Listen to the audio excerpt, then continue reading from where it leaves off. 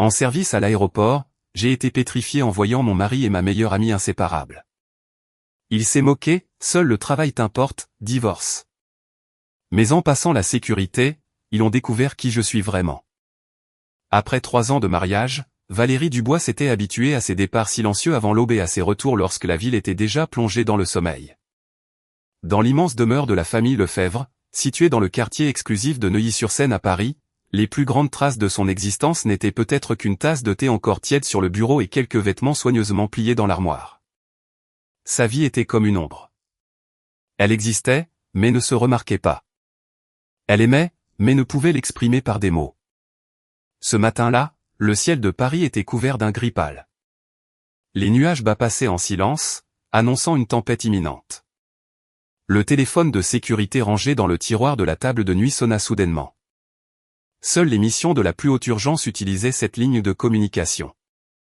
Valérie ouvrit les yeux presque immédiatement. La voix à l'autre bout du fil fut brève et catégorique. Général Valérie Dubois, présentez-vous immédiatement à la base aérienne de Villacoublay selon le plan de contingence numéro 1, l'avion militaire décollera dans 40 minutes. Elle ne posa absolument aucune question. La première règle d'un commandant est l'obéissance absolue aux ordres. Elle resta longtemps debout devant l'armoire. Sa main effleura doucement la chemise blanche que Damien Lefebvre lui avait achetée pour leur premier anniversaire de mariage. Il avait souri avec beaucoup de tendresse à l'époque. Si un jour tu mets cette chemise pour aller travailler, tu seras sans aucun doute la plus belle femme.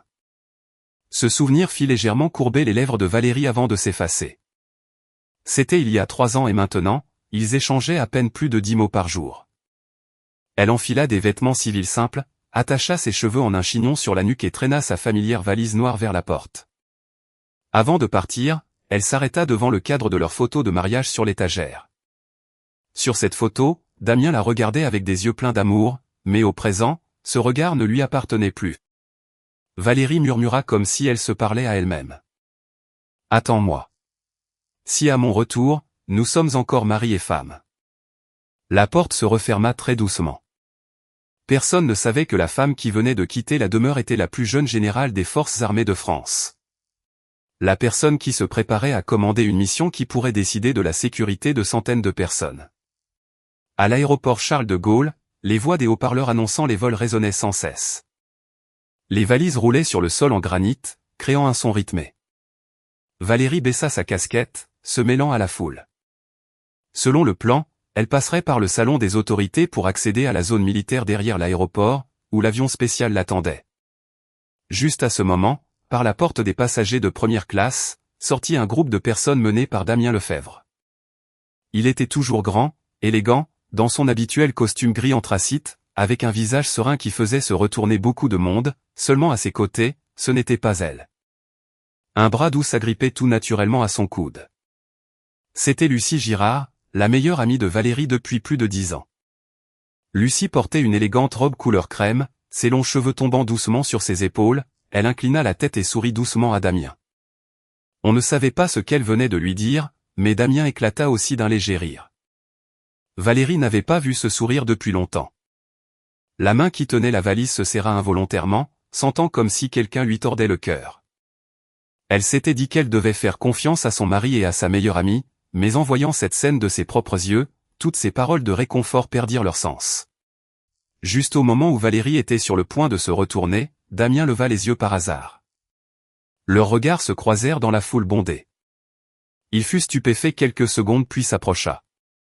Il n'y eut ni joie ni étreinte. Après des semaines de séparation, la première chose qu'il lui demanda fut si elle partait encore en voyage d'affaires. Valérie regarda l'homme qu'elle aimait avec des yeux étrangement calmes. Oui. Pour combien de temps? Je ne sais pas. Damien fronça légèrement les sourcils. Ça fait déjà 3 ans. Tu es toujours occupé. Il y a des mois où je ne sais même pas où tu es. Valérie remua les lèvres. Maintes fois, elle avait voulu lui dire que pendant qu'il dormait paisiblement dans sa luxueuse demeure, elle traversait des montagnes enneigées avec ses camarades. Elle voulait lui dire que lorsqu'il assistait à des banquets avec des partenaires, elle dirigeait le sauvetage d'otages. Elle voulait lui dire qu'il y avait des nuits où elle était à quelques mètres de la mort, mais elle ne pouvait pas. Toutes ses missions étaient top secrètes. Elle ne pouvait que garder le silence. Et ce silence, aux yeux de Damien, semblait être de l'indifférence.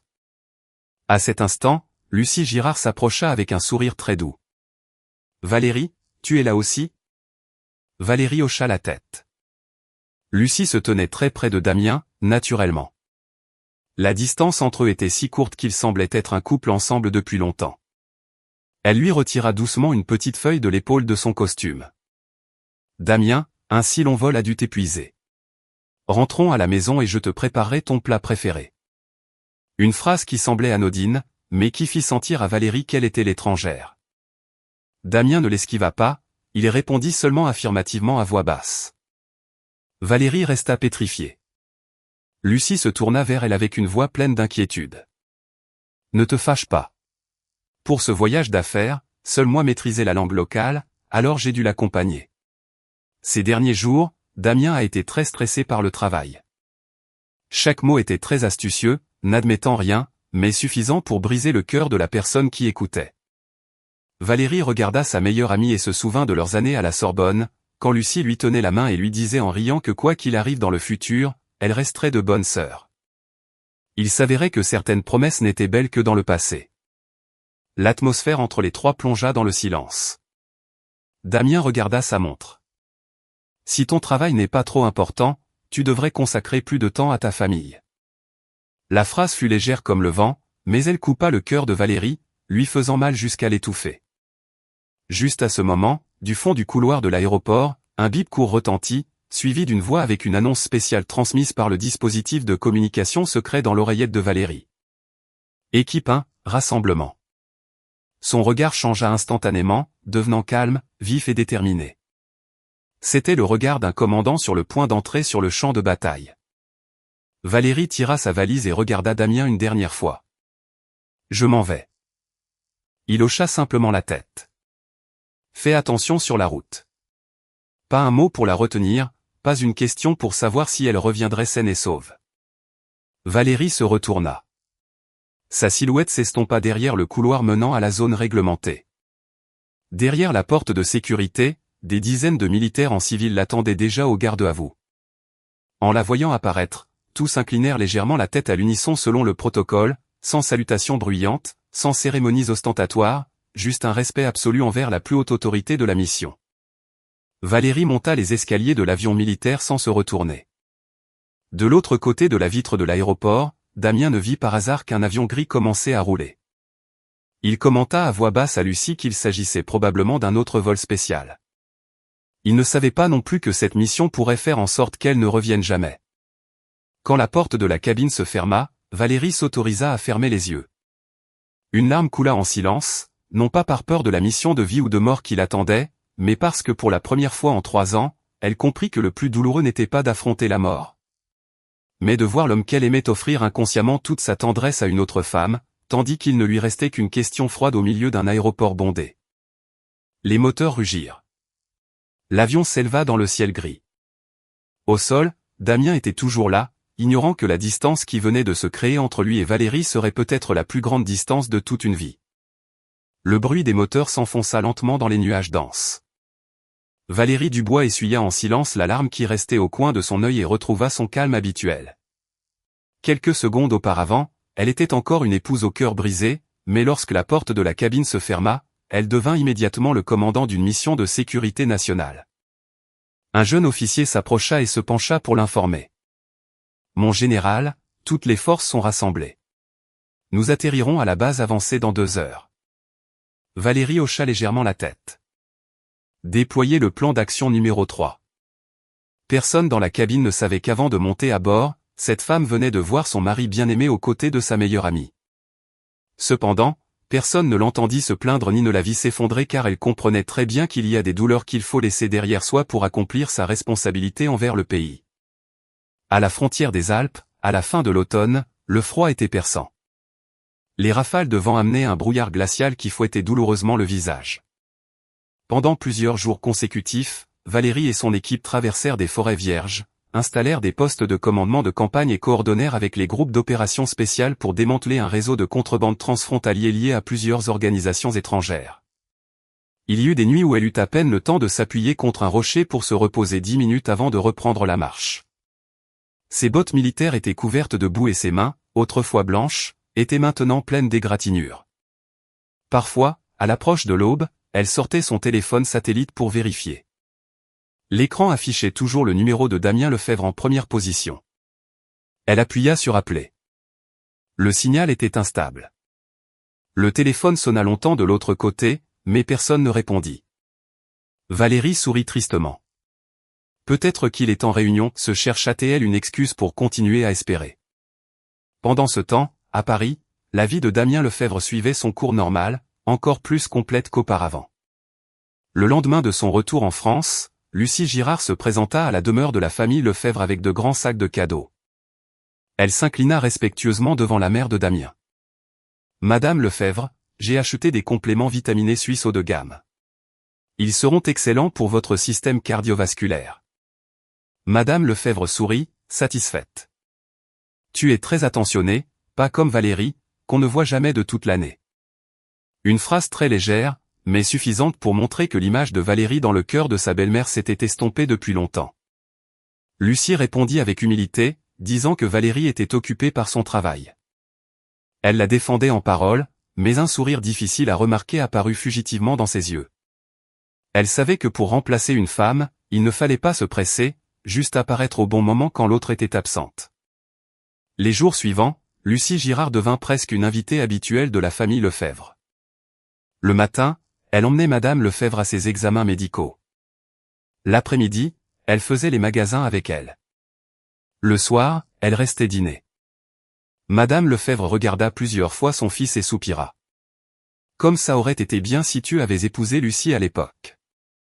Damien ne répondait pas, mais en son fort intérieur, des hésitations difficiles à nommer commencèrent à surgir.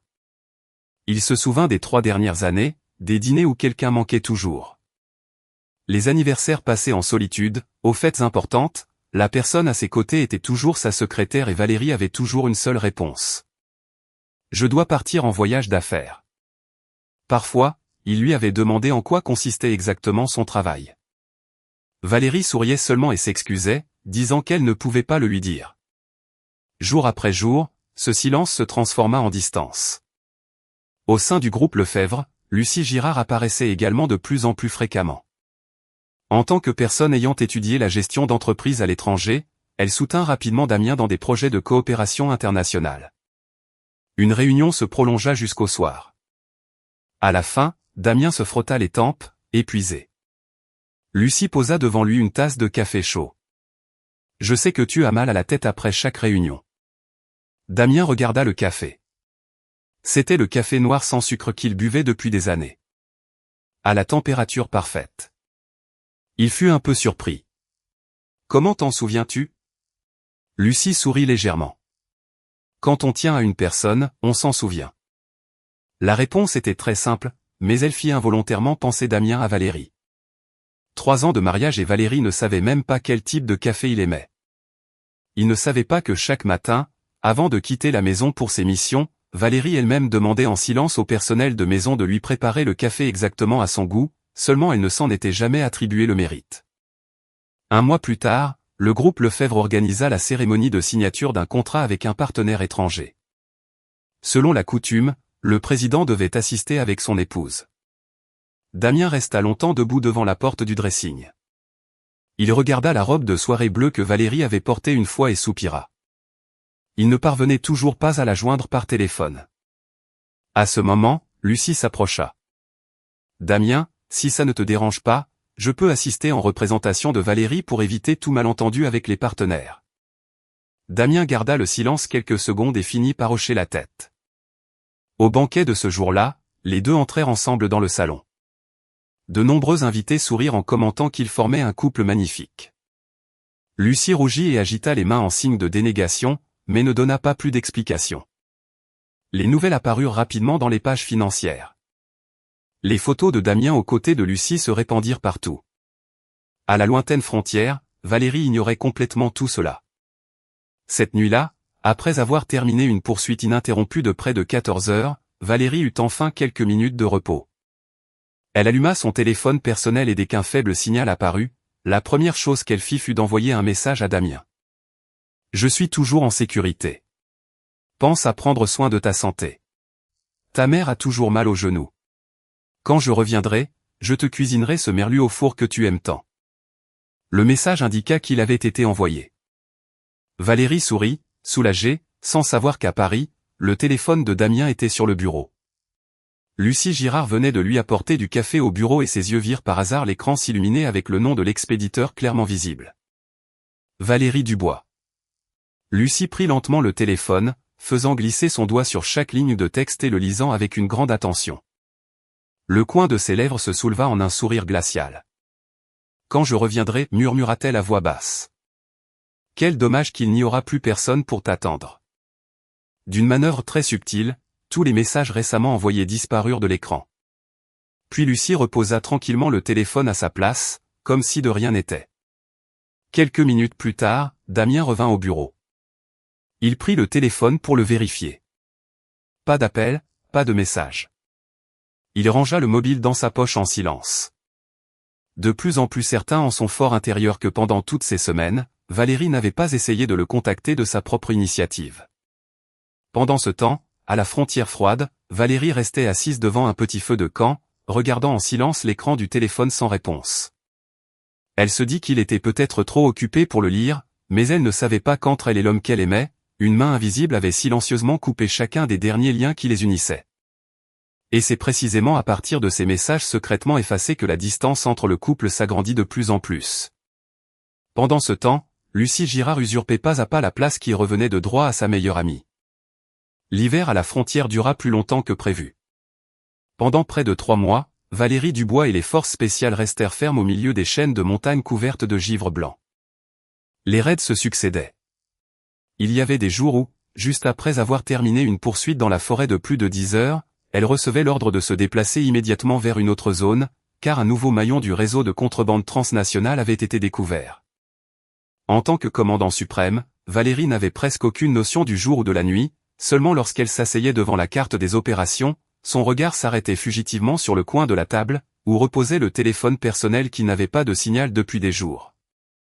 La dernière nuit, avant de terminer la mission, un jeune officier s'approcha. « Mon général, l'opération spéciale est terminée. Tous les chefs ont été arrêtés. » Valérie hocha légèrement la tête. Dans ses yeux toujours sereins, une lueur de soulagement apparut pour la première fois. Elle pourrait enfin rentrer à la maison. Dans le vol de retour à Paris, elle s'assit près du hublot, regardant en silence les couches de nuages défiler. De nombreux plans surgissaient dans son esprit. Elle voulait cuisiner un dîner pour Damien de ses propres mains. Elle voulait emmener sa belle-mère faire vérifier son genou comme elle l'avait mentionné. Elle voulait compenser tout le temps où elle avait été absente. Elle pensa même que peut-être cette fois, elle demanderait une mutation à un poste qui n'exigerait pas d'être loin de chez elle. 3 ans de sacrifice pour le devoir. Il était peut-être temps d'essayer de sauver son foyer. Quel dommage que la vie ne lui ait jamais donné cette chance. Le taxi s'arrêta devant la porte de la demeure de la famille Lefebvre vers 18 heures. La lumière du crépuscule couvrait le jardin d'un ton jaune pâle. Tout semblait encore familier, mais pour une raison quelconque, un sentiment d'inquiétude très difficile à nommer apparut dans le cœur de Valérie. Elle traîna sa valise en entrant. L'employé de maison sursauta en la voyant. « Madame, vous êtes rentrée ?» Valérie sourit. « Oui. »« Où est Damien ?» La femme n'eut pas le temps de répondre que la voix de Madame Lefebvre résonna depuis le salon. « Tu te souviens enfin du chemin de la maison ?» Valérie s'inclina avec respect. « Mère ?» Madame Lefebvre la regarda froidement. « Ne m'appelle plus mère. » Cette phrase fit s'arrêter Valérie net. Elle n'avait pas encore compris ce qui se passait quand Damien Lefebvre descendit lentement du 2e étage. Il portait son costume de travail avec un visage si serein qu'il en était distant. Dans ses mains, il tenait un dossier marron. Les deux se regardèrent longuement. Ils ne s'étaient pas vus depuis près de 3 mois, mais il n'y eut aucune question de politesse, ni de sourire de retrouvailles. Damien posa le dossier sur la table. « Tu arrives à temps. » Valérie le regarda. « Tu as quelque chose à me dire ?» Il prit une profonde inspiration. « Oui. » Il poussa les papiers vers elle. Nous allons divorcer. 4 mots brefs, légers comme le vent, mais qui firent s'effondrer le monde entier de Valérie. Elle baissa les yeux sur les feuilles blanches. La demande de divorce apparaissait clairement. Ses mains tremblèrent légèrement. Damien, c'était la première fois depuis longtemps qu'elle prononçait son nom d'une voix si entrecoupée. Tu plaisantes? Damien secoua la tête. J'y ai pensé pendant longtemps. Ça fait 3 ans. Je suis fatigué. Valérie leva les yeux. Ils étaient rougis. Si c'est parce que je voyage souvent pour le travail, je peux. Elle se tut soudainement. Elle ne pouvait pas le dire. Toutes ses missions étaient top secrètes. Même sa famille ne pouvait pas le savoir. Damien observa ce silence et sourit légèrement, mais son sourire ne distillait que de l'amertume. Encore la même chose. Chaque fois que je te pose une question, tu te tais. Valérie, sais-tu comment j'ai vécu ces 3 dernières années? Il se dirigea vers la fenêtre. Sa voix devenait de plus en plus lourde. À mon anniversaire, tu n'étais pas là. À notre anniversaire, tu es parti aussi. Quand ma mère a été hospitalisée, c'est Lucie qui a signé les papiers de l'opération. Quand l'entreprise a traversé une crise, c'est aussi Lucie qui a passé des nuits blanches avec moi. Et toi, tu disparais toujours. Chaque mot était comme un coup de poignard dans le cœur de Valérie. Elle désirait en parler. Elle désirait lui dire que le jour où sa mère a été hospitalisée, elle dirigeait le sauvetage de plus de 30 otages. Elle voulait lui dire que lorsque son entreprise a été sabotée par des rivaux, elle se coordonnait en secret avec les forces de sécurité pour arrêter une fuite de données qui aurait pu mener le groupe Lefebvre à la faillite. Elle voulait lui dire qu'il y avait eu de nombreuses nuits où, si elle avait fait un seul faux pas, elle n'aurait pas eu la chance de le revoir, mais elle ne pouvait rien dire de tout cela. Valérie serra les poings, s'enfonçant les ongles dans la peau. Damien. Le regard de Damien vacilla un instant, mais redevint rapidement froid. 3 ans ne suffisent pas. Est-ce que dans ton cœur, le travail est toujours plus important que ta famille? Valérie baissa la tête. Les larmes tombèrent silencieusement sur le sol. Elle ne savait pas quoi répondre car pour elle, protéger le pays, c'était protéger sa propre famille, mais cette explication, elle ne pourrait jamais la prononcer. À ce moment, depuis les escaliers, résonna le doux cliquetis de talons hauts. Lucie Girard apparut. Elle portait une simple robe blanche et tenait un plateau avec du thé. En voyant Valérie, Lucie sourit légèrement. Tu es déjà revenue. Ce sourire était toujours aussi doux que d'habitude. Mais dans son regard, une lueur de triomphe que seule Valérie sut reconnaître. Lucie posa la tasse de thé devant Damien d'un mouvement extrêmement naturel, comme si elle était la maîtresse de maison. Elle dit à voix basse. Ne vous disputez plus. Damien est aussi très triste. Valérie regarda l'ami avec qui elle avait grandi. À cet instant, elle comprit tout. La personne qui avait été aux côtés de Damien pendant les mois de son absence n'était autre que Lucie. Damien se tourna. Lucie, monte d'abord dans la chambre. Elle hocha la tête docilement, mais avant de se retourner, le coin de ses lèvres se souleva en un très léger sourire, suffisant pour que Valérie comprenne qu'elle avait gagné. L'immense salon plongea dans une atmosphère pesante. Damien prit un stylo et le posa devant Valérie. Je ne veux pas continuer un mariage qui n'existe que sur le papier. Signe. Valérie regarda le document pendant longtemps. Dans son esprit, les souvenirs apparaissaient un par un. Le jour où il s'est agenouillé pour lui demander sa main, le jour où ils ont fait les photos de mariage, le jour où il lui a pris la main et lui a promis qu'ils vieilliraient ensemble. Il s'avérait que même les plus belles promesses devenaient un jour du passé. Elle prit lentement le stylo. La pointe s'arrêta longuement sur la ligne de la signature. Larme après larme tomba sur le papier, mais à la fin, elle écrivit Valérie Dubois.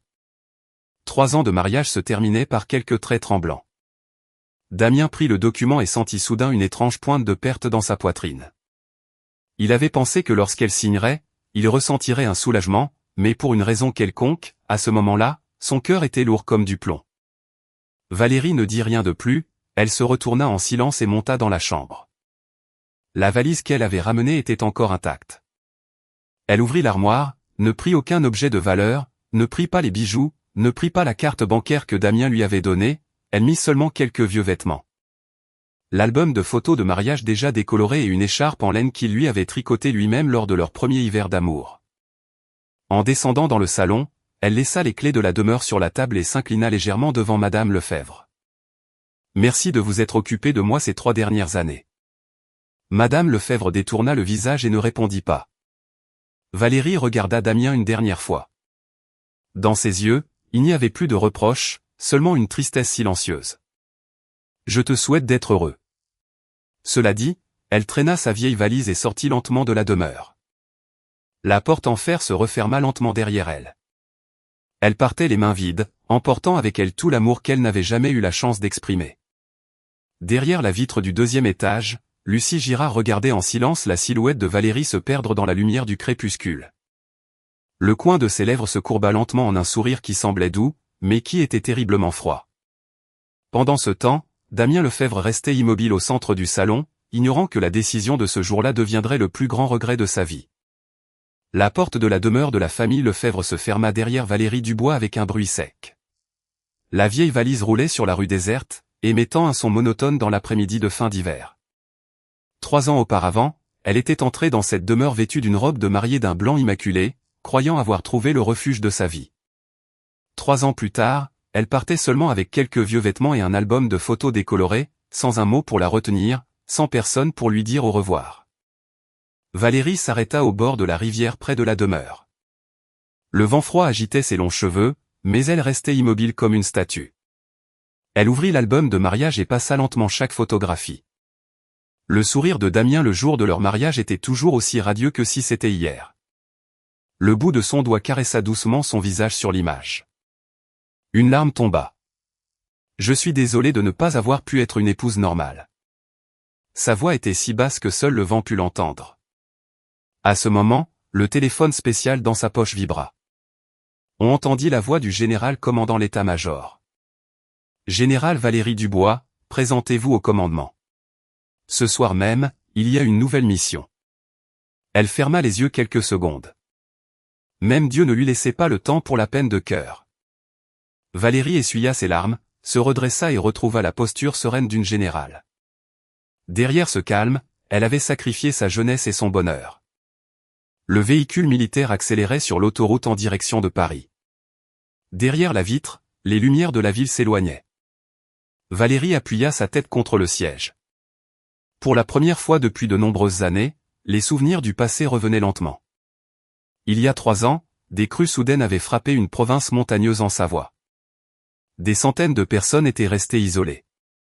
Les ponts avaient été emportés par l'eau et les équipes de secours ne pouvaient pas y accéder. À l'époque, Valérie était mariée depuis moins de 2 mois. Damien l'appela. « Rentre vite aujourd'hui. J'ai préparé le dîner. » Valérie regarda longtemps l'écran du téléphone et ferma les yeux. Elle ne pouvait pas rentrer. 10 minutes plus tard, les hélicoptères de l'armée décollaient. Pendant 3 jours et 3 nuits, Valérie dirigea personnellement le sauvetage de plus de 200 personnes de la zone inondée.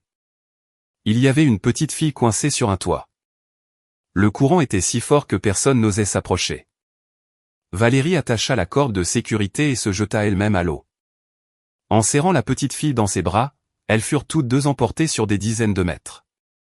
Lorsque ses camarades les sortirent sur la rive, son bras avait été lacéré par des rochers acérés et le sang teignait sa manche en rouge. Mais la première chose qu'elle demanda fut si la petite fille allait bien. À la fin de la mission, la première chose que fit Valérie fut d'allumer son téléphone. Il y avait plus de 30 appels manqués de Damien. Elle le rappela et de l'autre côté, elle n'entendit qu'une voix fatiguée. « Fais ce que tu veux. Continue avec tes affaires. » L'appel se termina rapidement. C'est ainsi que la première distance entre eux commença à apparaître. Le souvenir changea.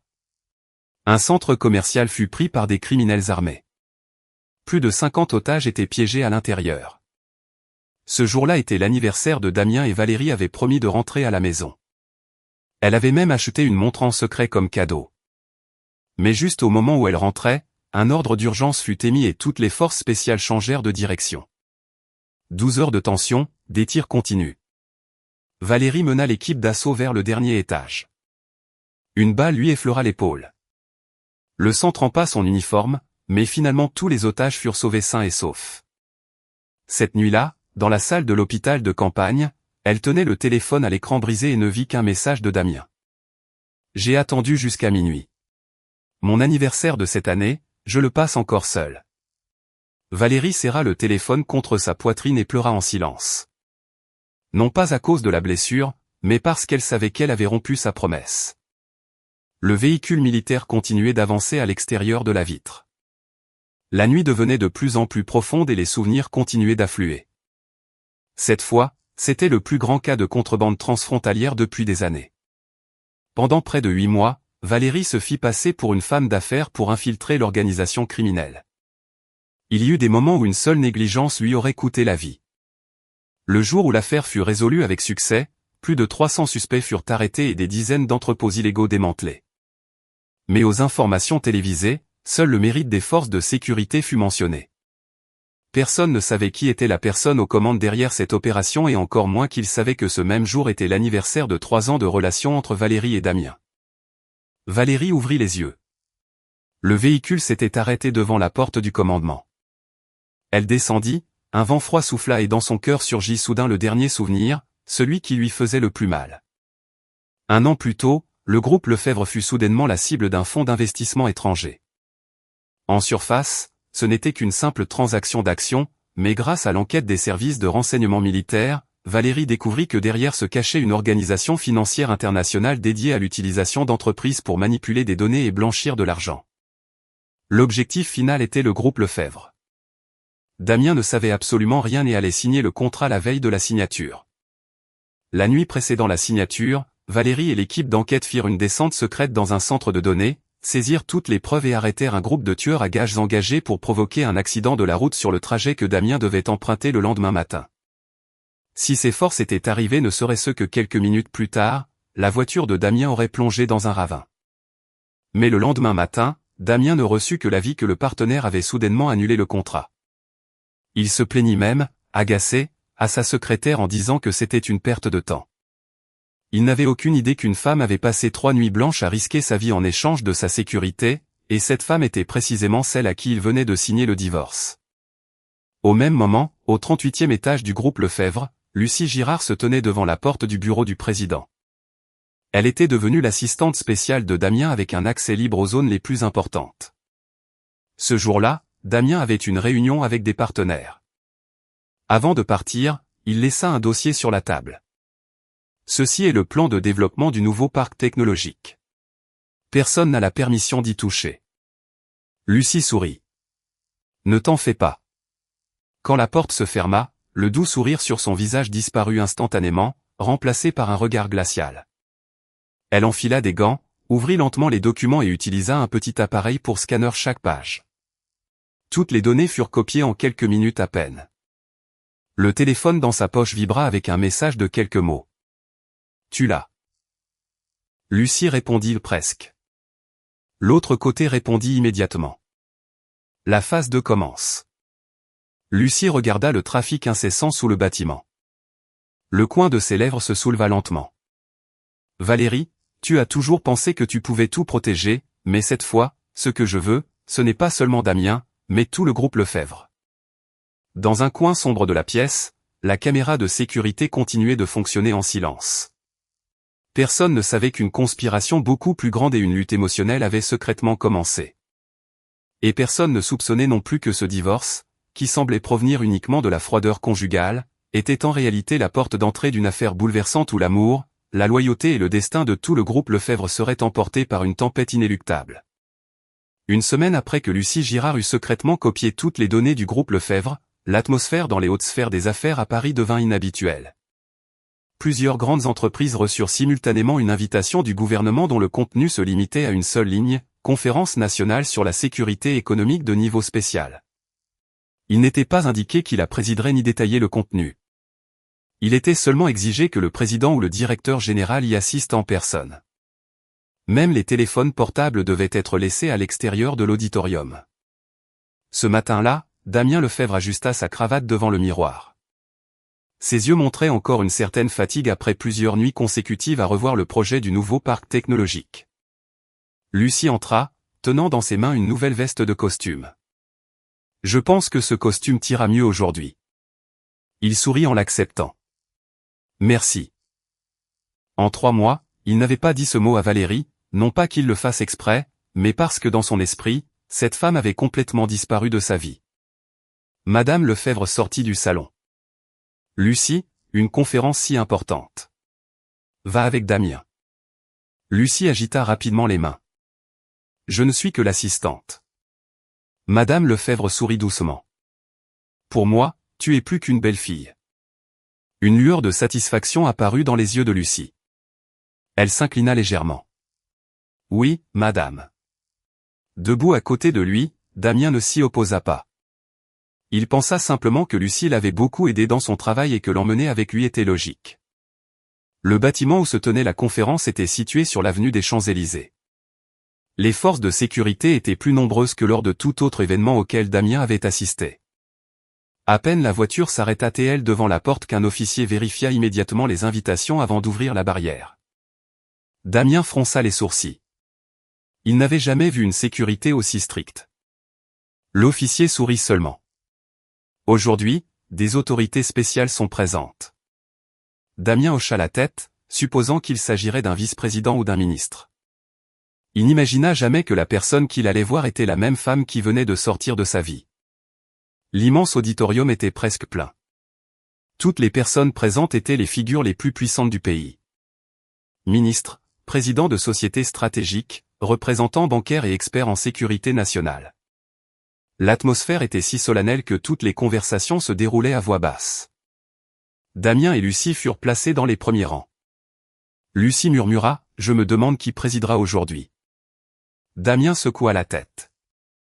Il n'avait jamais reçu une convocation à une réunion aussi secrète que celle-ci. Juste à ce moment, toutes les lumières de l'auditorium s'éteignirent et une voix retentissante résonna, « Nous prions tous les délégués de prendre place. » Immédiatement après, la porte principale s'ouvrit lentement. L'espace plongea dans un silence absolu. Du fond du tapis rouge, un groupe de hauts gradés militaires s'avança à pas lents. En tête de la marche se trouvaient 3 généraux, suivis d'autres commandants de l'état-major. Damien se redressa. Même les ministres se levèrent à l'unisson. Il était un peu surpris. Qui sont-ils?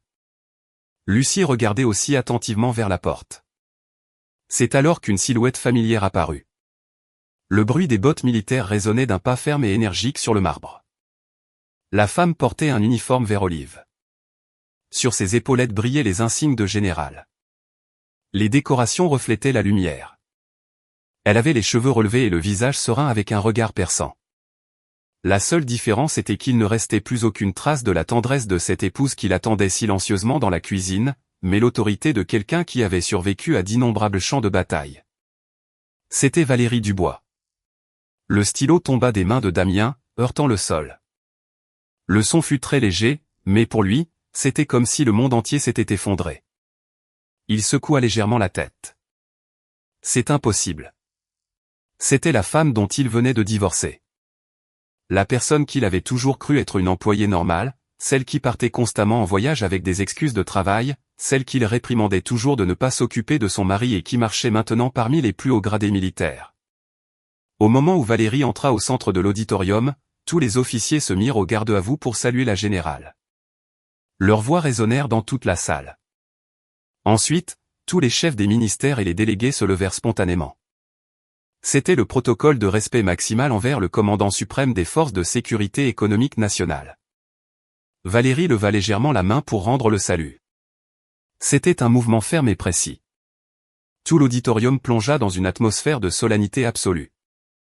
Damien était pétrifié, les pieds cloués au sol. Ses oreilles bourdonnaient et dans sa tête, une seule question résonnait, « Valérie, qui es-tu » Un haut fonctionnaire s'approcha rapidement et lui serra la main. « Mon général Valérie, nous vous remercions d'avoir dirigé personnellement la dernière opération. » Un autre poursuivit, « Sans vous, cette organisation financière transnationale aurait causé des dommages incalculables. Nous avons reçu le rapport complet. » Valérie hocha seulement la tête.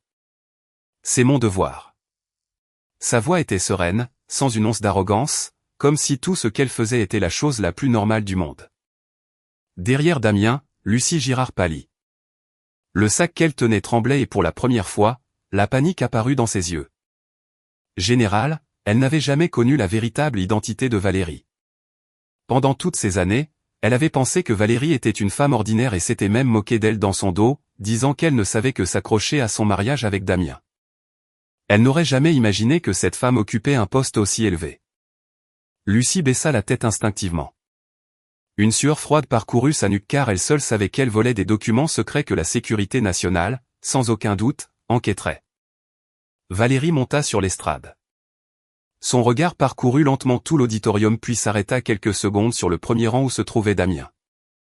Leurs yeux se rencontrèrent. À cet instant, c'était comme si Damien pouvait voir toutes ces fois où elle quittait la maison à l'aube, les appels interrompus, les fois où elle arrivait avec des blessures aux mains en disant qu'elle était tombée, les dîners froids, les excuses sans explication. Toutes les pièces du puzzle qu'il n'avait jamais comprises, aujourd'hui enfin, elles s'emboîtaient. Valérie ne détourna pas le regard, mais ne montra aucune émotion de l'épouse d'antan. Son regard ne transmettait que la sérénité de quelqu'un qui a laissé le passé derrière elle. Elle ouvrit lentement le dossier devant elle et sa voix résonna avec clarté. Messieurs les délégués, nous annoncerons aujourd'hui les résultats préliminaires de l'enquête sur une organisation internationale d'espionnage économique qui s'est infiltrée dans plusieurs entreprises clés du pays, parmi lesquelles le groupe Lefebvre.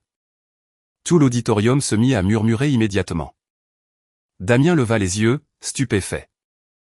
Lucie était blanche comme un linge, les poings si serrés que ses jointures perdirent leur couleur. Personne ne savait qu'à cet instant même, la roue d'une affaire historique s'était mise en marche et Damien Lefebvre comprenait enfin la réalité la plus cruelle de sa vie. La femme qu'il avait considérée indigne d'être son épouse était précisément celle devant qui tout un auditorium se levait pour lui témoigner son respect. L'auditorium restait enveloppé d'une atmosphère dense. Après l'annonce de Valérie, personne ne prêta attention aux murmures. Tous les regards se tournèrent vers la femme en uniforme de général sur l'estrade. Damien Lefebvre ne pouvait toujours pas croire ce qu'il venait de voir. L'épouse avec qui il se promenait sous les arbres en automne, la femme qui portait toujours des vêtements simples, qu'il considérait comme une employée ordinaire, s'avérait être celle qui dirigeait un sommet sur la sécurité nationale. Les souvenirs de 3 ans de mariage défilaient au ralenti dans sa tête. Mais avant de pouvoir assimiler cette vérité, une révélation encore plus dévastatrice était sur le point d'être faite. Valérie ouvrit le dossier rouge devant elle. Sa voix était sereine, mais débordée d'autorité. Après une enquête de 11 mois, les forces de sécurité économique ont détecté qu'une organisation étrangère a utilisé des entreprises stratégiques pour soustraire des données fondamentales. Les suspects n'ont pas seulement ciblé des secrets commerciaux, mais ont accédé à des documents classifiés sur des projets nationaux. Sur l'écran numérique derrière elle apparurent des diagrammes de transactions, des itinéraires de transfert, des comptes intermédiaires et des serveurs hébergés à l'étranger. L'auditorium garda le silence. Un haut fonctionnaire demanda à voix basse, « Général Valérie, l'origine de la fuite a-t-elle été identifiée ?» Valérie regarda l'écran droit devant elle. Oui, toutes les pistes convergent vers une seule personne. À ce moment, une image captée par une caméra de sécurité apparut. Elle montrait une femme dans le bureau du président du groupe Lefebvre. À l'aube, bien que l'on ne voie que son profil, Damien la reconnut immédiatement. Lucie Girard. Il se leva d'un bond. C'est impossible. Tout l'auditorium se tourna pour le regarder. Valérie resta calme. Je prie le président du groupe Lefebvre de maintenir l'ordre. Damien fixa l'écran. Ce n'est qu'elle qui fait des heures supplémentaires. Lucie est mon assistante. Elle a l'autorisation d'entrer dans le bureau. Valérie hocha légèrement la tête. C'est vrai, elle a l'autorisation d'entrer, mais pas pour copier des fichiers classifiés. Une vidéo fut diffusée où l'on voyait clairement Lucie mettre des gants et sortir un petit appareil noir de son sac. Elle plaçait les documents sur le scanner et toutes les données étaient transférées vers un autre appareil. Les assistants commencèrent à chuchoter, mais Damien continuait de secouer la tête. Une vidéo n'est pas une preuve suffisante. Ça pourrait être un scanner pour des documents de travail. Valérie lui rendit son regard. Ce n'était plus le regard de son ancienne épouse, mais l'objectivité d'une enquêtrice. Pensez-vous vraiment cela? Damien répondit immédiatement. Je connais Lucie. Elle ne ferait jamais une chose pareille. En entendant ces mots, Valérie baissa légèrement la tête et une lueur d'amertume traversa ses yeux. Dans le passé, chaque fois qu'elle lui disait qu'elle partait en mission, il n'avait jamais dit « Je te fais confiance ». Et pourtant, maintenant, Il défendait Lucie Girard sans hésiter. Le même après-midi, une équipe d'enquête spéciale dirigée par Valérie fut formée. Des agents de sécurité et des enquêteurs procédèrent à un examen approfondi des serveurs du groupe Lefebvre. Les résultats surprirent même les experts en informatique. Plus de 3000 fichiers avaient été consultés illégalement, parmi lesquels des dossiers liés à des projets d'infrastructures clés que le gouvernement développait en collaboration avec l'entreprise. Un ingénieur informa, mon général, l'intrus a utilisé des identifiants internes sans laisser les traces habituelles. Valérie demanda calmement, les dates coïncident-elles avec les voyages d'affaires du président Lefebvre? Valérie ferma les yeux et se souvint que c'était exactement le moment où Lucie était toujours à ses côtés. Alors que l'équipe d'enquête se rapprochait, de l'autre côté de la ville, Lucie Girard commença également à pressentir le danger. Elle s'assit seule dans son appartement de luxe devant un ordinateur crypté. Un homme l'appela via un système de communication chiffré. Les militaires t'ont découverte. Lucie agrippa le téléphone avec force. Ce n'est pas possible. J'ai effacé toutes les traces. La voix à l'autre bout répondit froidement. Aucune trace ne disparaît pour toujours. Si nécessaire, nous sacrifierons un pion. L'appel se termina. Lucie resta immobile un long moment jusqu'à ce que son regard devienne glacial. Si les choses doivent se passer ainsi, ne me blâmez pas. Le soir, quand Damien retourna à sa demeure, Lucie l'attendait déjà. Ses yeux rougirent instantanément. Damien, je dois te parler. Il s'approcha. Qu'est-ce qui se passe? Lucie se mordit la lèvre. Valérie, est-ce qu'elle me déteste toujours? Damien fronça les sourcils. Pourquoi dis-tu ça? Les larmes de Lucie coulèrent lentement. Aujourd'hui, j'ai entendu les gens à la conférence dire qu'elle enquête sur moi. Je ne comprends vraiment pas ce que j'ai fait de mal. Damien, depuis que nous sommes petites, j'ai toujours considéré Valérie comme une sœur et pourtant sa voix se brisa. Point Valérie, à cause du divorce, veut me rejeter toute la faute.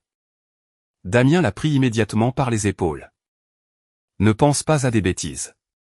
Je ne laisserai personne t'accuser à tort. Lucie appuya sa tête sur l'épaule de Damien, les larmes aux yeux, mais au coin de ses lèvres cachées par ses cheveux, un très léger sourire se dessina. Elle savait parfaitement que le plus grand point faible de Damien était la confiance. Tant qu'il resterait de son côté, elle aurait encore une chance. À la même heure, dans son bureau au commandement, Valérie était toujours assise.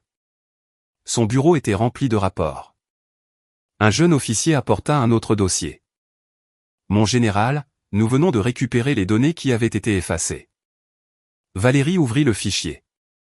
C'était l'historique des transferts, une adresse réseau, un compte secret, une chaîne de transactions cryptées et un nom qui apparaissait à plusieurs reprises dans les contacts. Lucie Girard. Valérie ferma lentement le dossier. Elle ne se sentait pas heureuse car la traîtresse n'était pas seulement une suspecte dans une affaire criminelle, mais l'amie qu'elle avait considérée comme faisant partie de sa famille. Elle regarda lentement par la fenêtre. Les lumières de Paris brillaient toujours. Dans son esprit se dessina l'image du trio d'antan. Une fille nommée Valérie, un garçon nommé Damien et la meilleure amie qui souriait toujours avec douceur, Lucie. Personne n'aurait imaginé que le passage des ans transformerait l'amitié en trahison, l'amour en malentendu et la rupture d'un mariage en point de départ de la plus grande affaire de sécurité économique de la décennie. Dans le silence de la nuit, Valérie serra le dossier avec force. Elle comprit que désormais, elle n'était pas seulement confrontée à une voleuse de données, mais à la bataille pour dévoiler tout le passé, pour se rendre à elle-même la vérité et faire payer au traître le prix correspondant. La salle de réunion spéciale du commandement du renseignement militaire resta éclairée toute la nuit. L'ambiance n'était pas celle d'une conférence ordinaire. Sur chaque table reposaient des dossiers marqués top secret. Étaient présents des membres de l'unité d'enquête, des représentants du parquet, du renseignement et des responsables ministériels. Au dernier rang, Damien Lefebvre restait assis en silence, les cernes profonds dus à l'insomnie. Depuis qu'il avait découvert l'identité de Valérie, il n'avait presque pas dormi. Dans sa tête, une seule question résonnait, pendant 3 ans, à quel point s'était-il trompé sur elle? À 9 heures précises, Valérie entra dans la salle. Elle portait son uniforme impeccable. Son visage conservait sa sérénité habituelle, bien que seuls les plus proches puissent remarquer la fatigue dans ses yeux après des journées ininterrompues. Elle se plaça sur l'estrade et sa voix résonna avec fermeté. Aujourd'hui, la commission révélera les résultats de la première phase de l'enquête. Toutes les preuves ont été analysées par des experts. Toutes les conclusions sont basées sur des évidences. On n'entendait pas une mouche voler dans la salle. Valérie fit un signe et l'écran géant derrière elle s'illumina. Preuve numéro 1, système de caméra. La vidéo commença à être diffusée. Les images montraient clairement comment Lucie Girard utilisait sa carte d'assistante pour accéder au bureau du président en dehors des heures de travail, non pas une, mais plus de 20 fois. Il y eut des nuits à 2 heures du matin où tout le 38e étage était dans l'obscurité, sauf ce bureau. Lucie entrait, fermait à clé de l'intérieur, et sortait près d'une heure plus tard. Un expert technique se leva et déclara, après analyse d'experts, les vidéos sont entièrement originales, sans aucun indice de manipulation. Damien serra les poings. Il se souvenait parfaitement de ces nuits où Lucie lui disait qu'elle restait pour finir des rapports. Il n'avait jamais rien soupçonné. Preuve numéro 2. S'il vous plaît, regardez l'écran. Cette fois, des centaines de mails récupérés de serveurs étrangers apparurent. Le responsable technique ouvrit message par message. Les adresses des expéditeurs étaient cryptées, mais une fois décryptées, l'identité fut révélée. Le compte interne, l'utilisatrice, la géolocalisation, l'heure des transferts, tout correspondait à Lucie Girard. Un responsable demanda, a-t-on vérifié qui a utilisé les appareils? Valérie hocha la tête. Nous avons des empreintes digitales, des traces d'ADN sur le clavier et la reconnaissance faciale des caméras. Il n'y a aucune marge de déni. Preuve numéro 3. Le texte à l'écran devint rouge. Historique financier. Des dizaines de transactions apparurent, chacune divisée en petits montants et envoyée à des comptes relais à l'étranger avant de finir dans un fonds d'investissement écran. Valérie passa à la diapositive suivante. 700 000 euros. C'est le montant total que Lucie Girard a reçu au cours des 3 dernières années. La salle entière éclata en murmures. Damien resta glacé. 3 ans, le temps exact qu'avait duré son mariage avec Valérie. Preuve numéro 4, Valérie parla à voix basse. Témoin.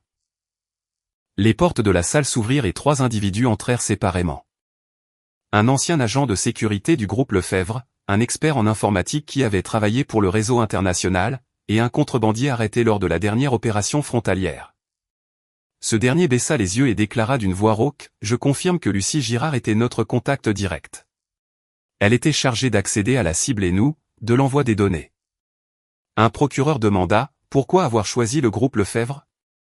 Le contrebandier sourit avec cynisme, « Parce qu'il y avait là une femme nommée Valérie Dubois. Notre organisation l'enquêtait depuis longtemps. Elle était la principale menace et nous ne pouvions pas l'approcher directement. C'est pourquoi ils ont envoyé Lucie Girard depuis l'époque de l'université. » La salle entière plongea dans un silence de mort et même Valérie serra les poings. L'homme poursuivit, la première mission de Lucie Girard était de devenir la meilleure amie de Valérie, de gagner sa confiance et de surveiller ses habitudes et ses relations. Lorsque Valérie a épousé Damien Lefebvre, le plan est entré dans sa deuxième phase, s'approcher de Damien, profiter de ses sentiments et de sa confiance, et voler toutes les données nécessaires. Chaque mot de cette confession tombait comme un coup de marteau. Valérie ferma les yeux. Il s'avérait que ses années de jeunesse, celles qu'elle appréciait tant, ses nuits d'études ensemble, les plats de nouilles partagés jusqu'au petit matin, tout avait été une mission. L'amitié qu'elle avait chérie pendant plus de 10 ans n'avait jamais été réelle. Juste à ce moment, la porte de la salle s'ouvrit brusquement. 2 agents firent entrer Lucie Girard sous escorte. Elle ne portait plus de robe luxueuse ni ce sourire doux. Son visage était pâle et ses mains menottées. Damien se leva d'un bond. Lucie. Elle leva lentement le regard. Ses yeux remplis de désespoir passèrent au-dessus de lui et s'arrêtèrent sur Valérie. Au bout d'un moment, Lucie se mit à rire d'un rire rauque. Valérie, à la fin, c'est toi qui as gagné. Valérie la regarda et dit avec sérénité, je n'ai jamais voulu te gagner. Je voulais seulement savoir si notre amitié avait été réelle un jour. Lucie garda le silence, puis secoua la tête et répondit, non, depuis le premier jour où je me suis approché de toi, j'avais une mission. Tout était une farce. Ces mots tranchèrent comme des lames de rasoir le souvenir le plus heureux de Valérie. En bas, Damien était pétrifié. Il regardait Lucie, puis Valérie, tandis que des images défilaient dans sa tête. Lucie lui disant que Valérie ne se souciait pas de sa famille. Lucie effaçant des messages. Lucie toujours présente quand Valérie n'était pas là, et lui-même disant à Lucie qu'elle était celle qui le comprenait le mieux. Il se souvint soudain du jour où Valérie avait signé le divorce. Ses mains tremblaient tellement qu'elle pouvait à peine tenir le stylo. À ce moment-là, il avait cru qu'elle jouait la comédie, mais maintenant il comprenait qu'elle ne pleurait pas pour la perte d'un mariage, mais parce que l'homme qu'elle aimait avait cru une traîtresse plutôt que sa propre épouse. Les jambes de Damien fléchirent et il tomba à genoux au milieu de la salle. Il se couvrit le visage de ses mains, pleurant sans cesse, la voix brisée. C'est moi. C'est moi qui t'ai éloigné de ma vie. J'ai trahi la personne qui m'aimait le plus. Pendant 3 ans, Valérie avait risqué sa vie pour le pays et l'avait protégé en secret. Mais il lui avait rendu tout son sacrifice par de la méfiance. Valérie observa en silence l'homme qui avait été son mari. Elle ressentait encore de la douleur, mais ne lui gardait plus de rancune. Elle comprit que certaines erreurs ne naissent pas de la trahison d'autrui, mais du choix de croire ce que l'on désire, au lieu d'avoir la patience de chercher la vérité. La salle de réunion resta dans un silence si dense que personne n'osa parler, car tout le monde savait qu'il existe des condamnations prononcées par les tribunaux et des condamnations qui poursuivent un être humain jusqu'à la fin de ses jours. Pour Damien Lefebvre, voir la femme qu'il aimait de l'autre côté de l'estrade, vêtue de l'uniforme de général, tandis qu'il était agenouillé, brisé par le remords, était la sentence la plus implacable dont il ne parviendrait jamais à s'échapper. La présentation des résultats s'acheva dans une atmosphère de tristesse inouïe. La presse ne fut pas autorisée à diffuser les nouvelles instantanément et les dossiers furent placés sous enquête spéciale. Cependant, dans les hautes sphères des affaires, les rumeurs se répandirent comme une traînée de poudre. Le nom de Lucie Girard, autrefois considéré comme le prodigieux bras droit du président Lefebvre, devint le principal suspect dans l'affaire d'espionnage économique de la décennie. Quant à Damien, il resta assis, immobile, dans la salle vide après le départ de tous. Dans sa tête ne résonnait qu'une des phrases de Valérie, « Je n'ai jamais voulu te gagner ». Une affirmation impartiale qui déchira son cœur plus que n'importe quel reproche. Le lendemain matin, au 38e étage, la routine semblait habituelle. Personne ne savait qu'à l'extérieur du bâtiment, des dizaines de fourgons banalisés des services de renseignement et de sécurité nationale s'étaient garés en silence. À 9 heures précises, une équipe en civil fit irruption à l'ouverture de l'ascenseur. Le chef sortit un ordre avec un calme total. Nous appartenons au service de renseignement. Nous prions Lucie Girard de collaborer à l'enquête. Son ton de voix, bien que modéré, glaça tout le monde dans le bureau. Lucie, qui signait des documents, lâcha brusquement son stylo. Elle tenta de garder son calme. Vous vous trompez de personne. Je ne suis qu'une assistante. Un enquêteur ouvrit son dossier et dit catégoriquement, Lucie Girard. Nous avons un mandat d'arrêt d'urgence pour les délits d'obtention, de vente et de transfert illicite de données confidentielles de l'État, ainsi que d'autres charges connexes. Le visage de Lucie devint immédiatement blanc et elle chercha instinctivement Damien du regard. Damien, aide-moi. Ce même regard qui l'avait attendri à d'innombrables reprises n'avait plus d'effet. Damien détourna le visage. Il n'avait pas le courage de la regarder, car il était aussi coupable que les choses en soient arrivées à ce point. Les menottes froides se refermèrent et Lucie fut escortée hors du bâtiment sous le regard stupéfait de tous. Aucune main ne se tendit. Il n'y eut pas de réconfort, seulement des regards de méfiance et de déception. Le même après-midi, l'ordre de gel des avoirs fut exécuté. Son appartement de luxe à Paris fut mis sous scellé, ses comptes bancaires bloqués, ses voitures saisies et ses fonds immobilisés. Lorsque ses coffres-forts cachés furent ouverts, on y trouva des devises, de l'or et des contrats de détournement de capitaux vers des paradis fiscaux. Un enquêteur secoua la tête. Gâcher une vie par pure cupidité. Les nouvelles volèrent. Tous ceux qui avaient un jour entouré Lucie Girard disparurent de la carte. Les partenaires nièrent tout lien. Sur les réseaux sociaux, les photos communes furent supprimées. Ceux qui louaient son talent la reniaient maintenant. Certains envoyèrent même volontairement des documents pour prouver leur innocence. Telle est la nature versatile de l'homme. Dans la demeure des Lefebvre, une lourde chape de tristesse pesait sur chaque pièce. Madame Lefebvre s'assit à la table remplie de mets délicats. Cependant, la chaise qu'occupait habituellement Valérie était irrémédiablement vide. L'employé de maison, par pure habitude, plaça un couvert de plus, puis se souvint brusquement que cette jeune femme, qu'il appelait toujours mère respectueusement, ne vivait plus là. Madame Lefebvre fixa son regard sur le merlu au four et des larmes traîtresses coulèrent sur son visage. C'était le plat que Valérie se levait à l'aube pour lui préparer chaque fois qu'elle sentait qu'elle allait avoir mal à cause du changement de temps. Elle avait toujours cru que c'était l'œuvre des cuisiniers. Mais au départ de l'employé, entre deux sanglots, celle-ci lui raconta la vérité. « Madame, excusez mon audace, mais Madame le cuisinait tous les jours de ses propres mains. » Madame Lefebvre resta stupéfaite. Elle se remémora toutes ses paroles froides, ses récriminations et les louanges qu'elle adressait à Lucie devant elle. Pour la première fois, elle comprit que sa belle-fille n'avait jamais été négligente. Elle aimait depuis l'anonymat. Le soir même, Madame Lefebvre se présenta au commandement. Après plusieurs contrôles de sécurité, un officier la conduisit à une salle de réception. Valérie venait de sortir d'une réunion et portait toujours son uniforme impeccable. En voyant Madame Lefebvre, elle s'arrêta un instant, mais avec une grande sérénité, elle fit une révérence. « Bonsoir, madame. » Un simple madame suffit à délimiter la distance entre elles. Madame Lefebvre le perçut avec le cœur brisé. Elle se leva avec difficulté et s'avança en tremblant vers elle, balbutiant. « Valérie. » Maman se corrigea-t-elle immédiatement. « Non, je n'ai aucun droit à ce que tu m'appelles ainsi. » Les larmes coulaient sur ses joues ridées. « Je te demande pardon. J'étais aveugle. J'ai fait confiance à qui il ne fallait pas et je t'ai accusé injustement. » Elle ne put finir sa phrase. Elle éclata en sanglots amers. C'était la première fois que cette imposante matriarche inclinait la tête devant son ex-belle-fille. Valérie lui tendit un mouchoir en papier en silence, gardant son ton paisible. « Prenez soin de votre santé, madame. » Madame Lefebvre sanglota. « Peux-tu me pardonner ?» Valérie resta silencieuse un long moment.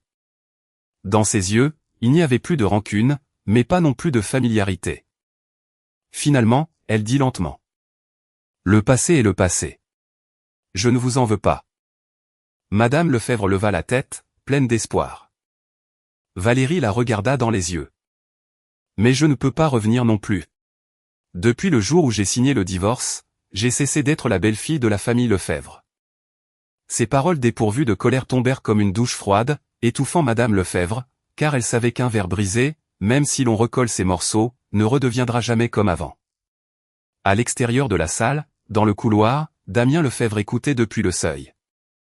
Il était arrivé avant, mais il lui avait manqué le courage de franchir la porte. Il entendit distinctement les paroles de Valérie, en particulier la dernière phrase. Il ferma les yeux et laissa les larmes couler.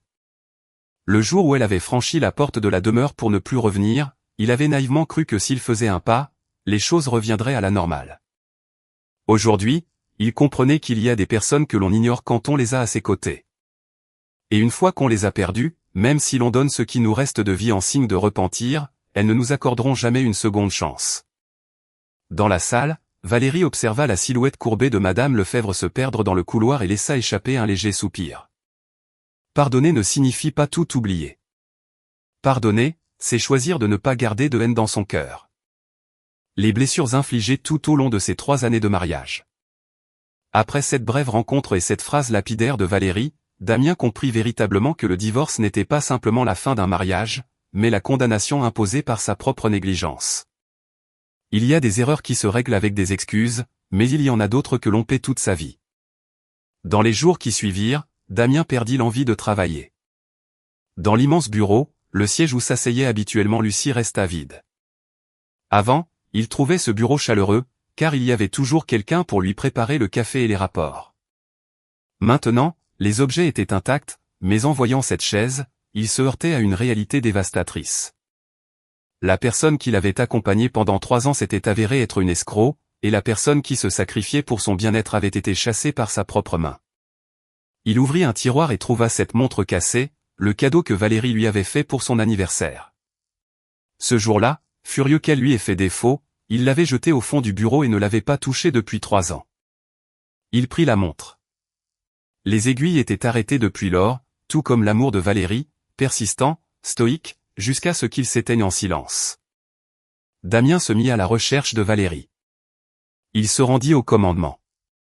Le soldat de garde, après avoir vérifié ses papiers, lui répondit aimablement, « Désolé, la générale est de service.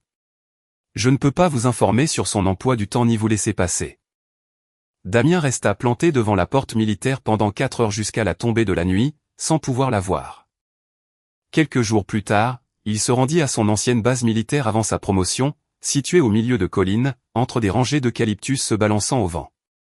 Un colonel à la retraite le reçut. Le militaire contempla Damien fixement et soupira. « Vous êtes l'ex-mari de Valérie ?» Damien hocha la tête. « Oui. » Le colonel resta silencieux quelques secondes avant de le guider à travers les installations. « C'est ici, il y a 3 ans, qu'elle a été blessée. » Damien fut effrayé. « Blessée ?» L'officier hocha la tête. Une balle lui a perforé l'épaule. Elle a perdu beaucoup de sang. Mais en reprenant conscience, savez-vous quelle a été la première chose qu'elle a demandé? Il regarda directement Damien. « Où est mon portable? Il s'avère qu'elle essayait de vous appeler. » Damien sentit un nœud étouffant dans sa gorge. Le colonel poursuivit, mais l'appareil était en 1000 morceaux. Elle est restée paralysée pendant des heures et n'a réussi à dire que, aujourd'hui, c'est l'anniversaire de mon mari. L'officier sourit avec tristesse. Savez-vous quoi? Toute la troupe savait qu'elle adorait son mari, sauf lui-même. Damien baissa la tête jusqu'à ne plus en pouvoir et serra les poings, s'enfonçant les ongles dans les paumes.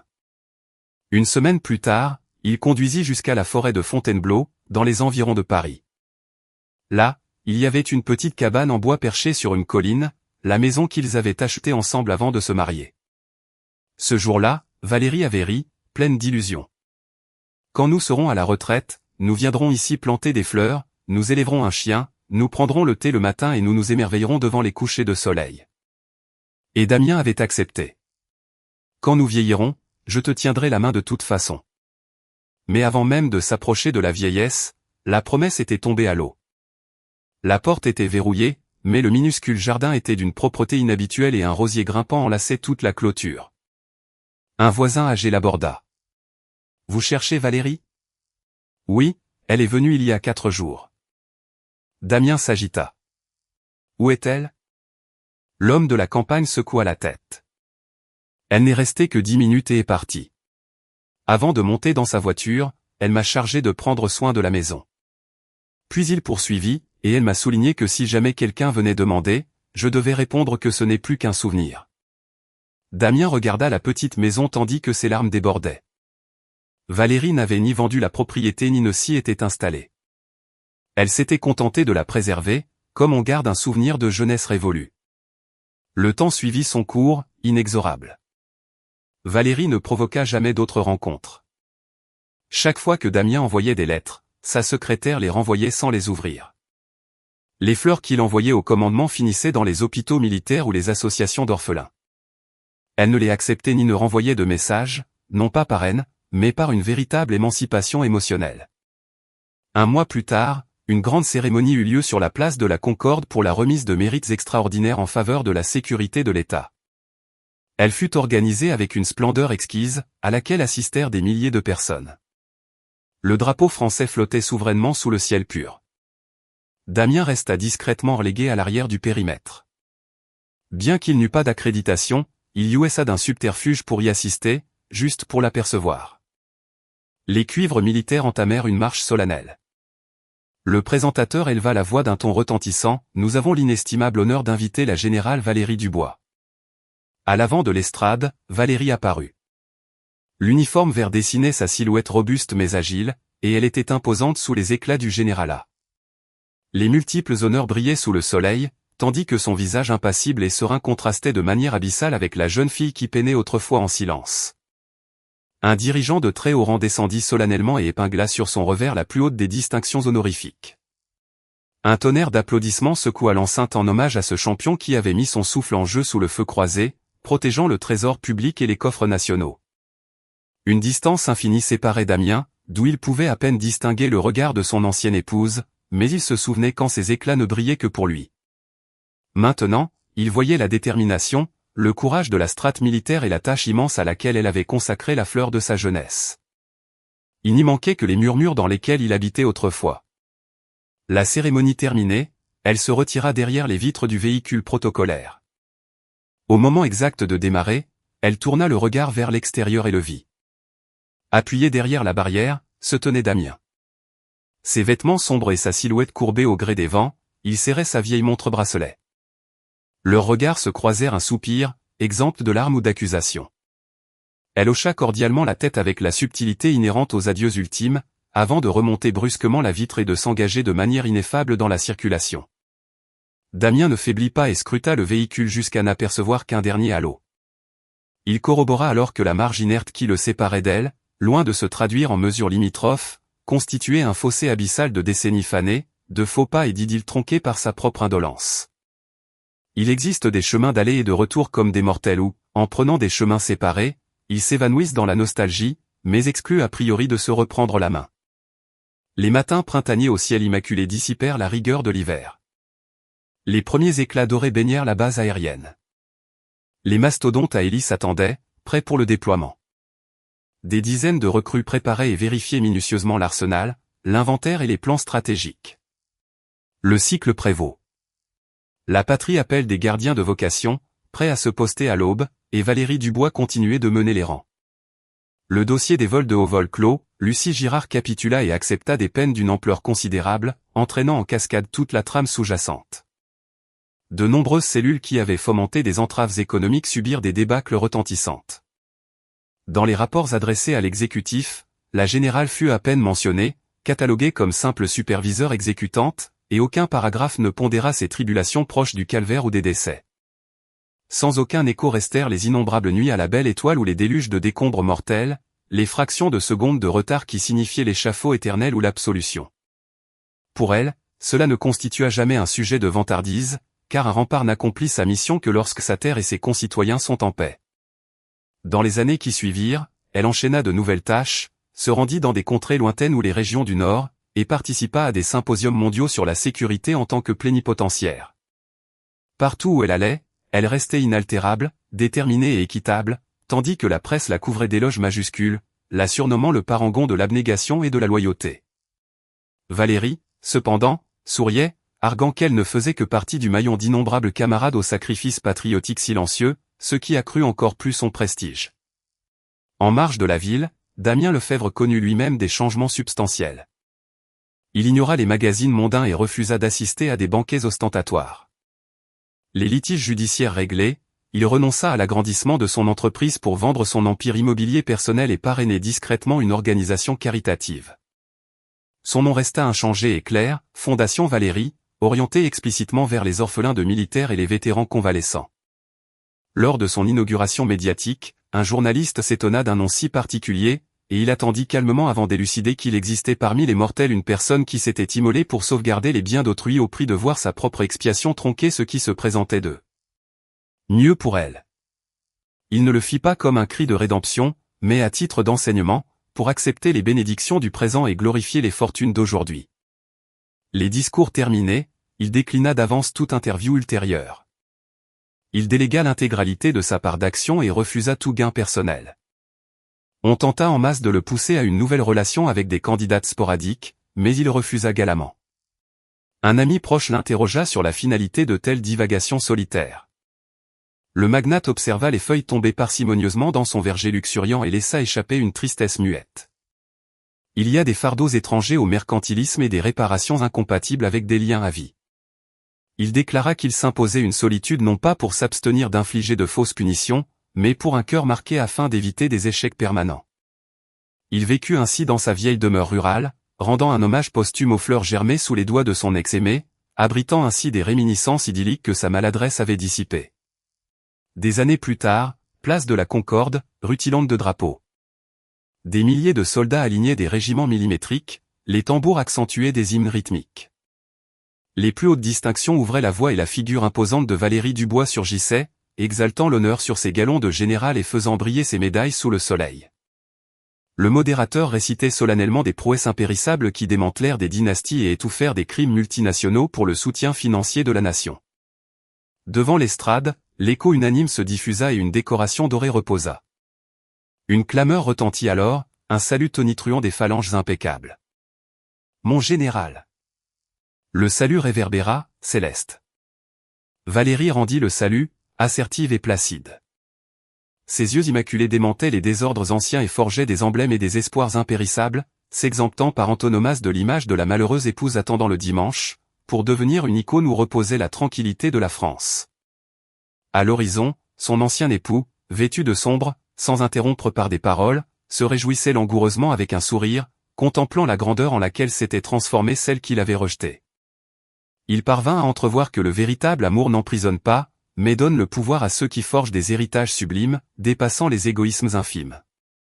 Un rugissement strident l'appela, Valérie Dubois, engagée dans l'épopée suivante, traversant les cabines s'allait vers un horizon naissant teinté de vermillon.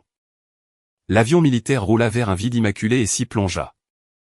Damien accepta une dernière fois la montre écaillée sur ses doigts moites et pardonna la perte de cette étoile inestimable qui n'appartenait pas au sol. Elle appartenait à des entités formidables. L'avion engloutit les bandes fulgurantes émanant de l'astre renaissant et se dissipa comme un éclair. La dame avait évité les abîmes sentimentaux au nom d'un étendard intègre. Et sur la terre ferme, Damien Lefebvre, reconnaissant sur son belvédère d'un avenir de nostalgie, admirait comment les épopées d'idylles insatisfaites se catapultent en légendes majestueuses, cimentant la quiétude de tout un pays où fleurissent des roses sur des cicatrices du devenir terrestre.